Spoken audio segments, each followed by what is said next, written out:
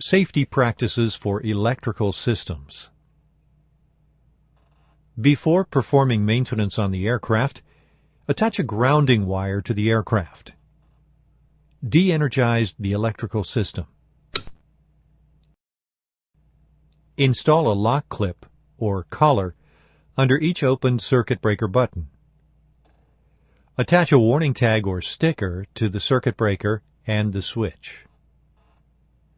After completion of maintenance, make certain that cause of component failure has been eliminated and related components or systems function properly.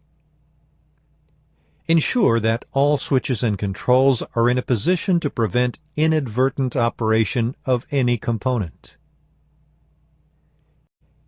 Inform personnel working on aircraft before energizing electrical systems again. Remove tags and clips and close applicable circuit breaker.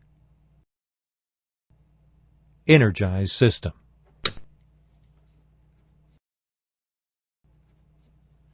Please note, when external power is used to energize electrical system, check that voltage and frequency of external power supply are set within required limits. Perform operational test. Return switches and controls to normal shutdown position.